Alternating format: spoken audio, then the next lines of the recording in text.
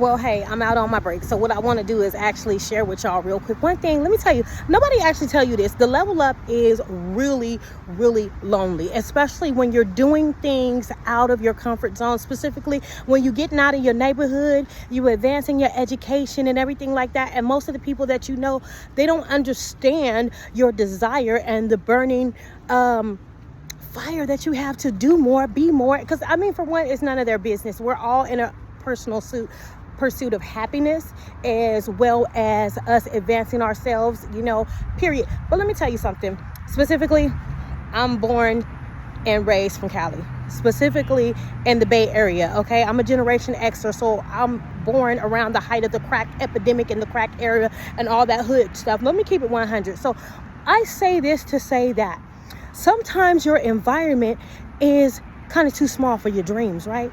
Because I remember, I've always been studious. I remember I was always into science and different other things. But when I came home outside of academia, there was never always any room for me to dream that big. And when I actually graduated with my biotech certification, I graduated by myself. And I was proud of myself because it was hard. Man, it was harder than a motherfucker. I'm going to give it 100, right? Because I studied informatics and math and chemistry and all this other stuff, right? And I never really imagined that I could do that, but I understood that I had the aptitude to do that. But when you get back home to your environment, then people don't understand that, because that is not necessarily what they wanted to do, right? Or what they envisioned for you to do, So I wanted to kind of be real about this, how it's not easy, right? And then sometimes when you level up and you're changing, your taste is changing, your mind is changing, the things that you're involved into. Specifically, I had a recent job change. If you guys have been following me, I'm always coming in the uniform. Now I'm like, I'm regular, right? Okay, because I'm in medical administration now, right? Okay, C-suites. It is what it is, right? Thank God. However, the thing is, even on this side, the presentation, because I'm a CEO, you understand? I'm a CEO of my own life. I'm a founder. So outside of this, there are definitely environments that I'm interested into different conferences and different other things that I am privy to that they don't understand, right? They wouldn't even think a person of my look at me. I'm a nappy head, little black girl, black woman, right? And you would not, and I'm a single mom, right? I got 2 kids, I'm a divorcee. So all of that against me, right? And then I'm not who you would automatically think I would be. I don't look like a certain way that they would think I would look. I was supposed to look, specifically to stand where I'm standing, to have the aptitude that I actually have. Sometimes you got to own that stuff. And why do I say that? Because people want you to feel like you're less deserving because they didn't want to put in the work. That be the real stuff.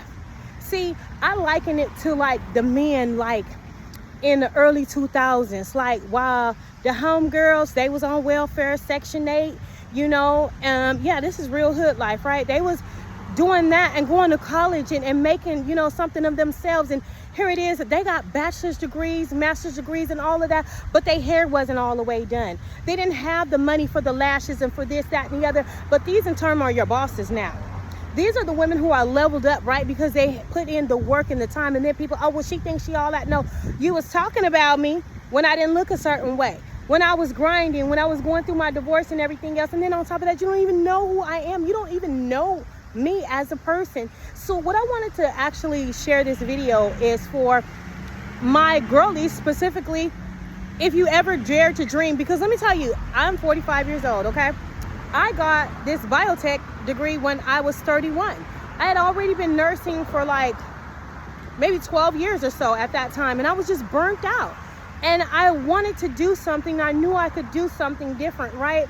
And no one would ever think that I would have the aptitude or even the knowledge or the wherewithal, right, to become a actual biotechnologist, advanced laboratory technologist, right, with a background in regulations. Who would ever think that me? I was qualified and capable of doing that. My first job, I actually inspected cancer drugs, and I also worked on the packaging and inspection side. So I understood regulatory compliance. So when it came to me actually having my own business, I do my own QA audits. Why? Because that is my background, that is my training. And if you don't know and you don't have that training, it's hard. It's very hard. Like, you have to have a certain body of knowledge that you own, and then on top of that, when you're in the in-between space, you know what I'm saying, because your environment don't look like where you've already grown to, it's a difference. It's a big difference, you know. So I really want people to understand that that's important, especially for Black women, for Black girls of color, you know, women of color, because our position in society now is advanced a lot, but usually they're just always feeding us, oh, well, if you want to go off and be something more, then you're trying to be like a man, or you're trying to be the man you want. But how about I was a little Black girl who wanted to dream, you know, who dreamed so much of something, you know. I never imagined that I could say, hey, I actually own a business, right? I never actually would imagine that I myself personally am actually making a stem cell serum. Who would have thought? Me? Of all people? You know what I'm saying? So I say this to say, you can do it too.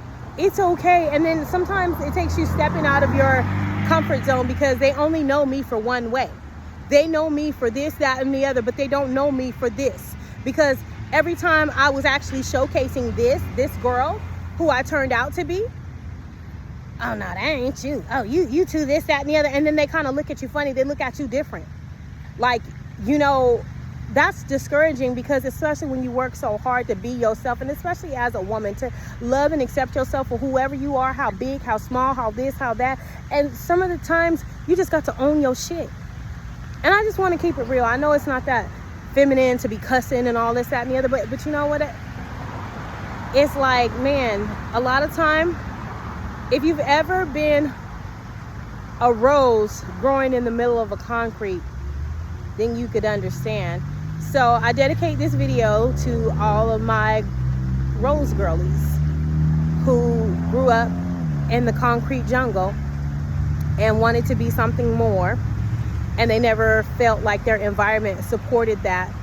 You can, because I did. Take care.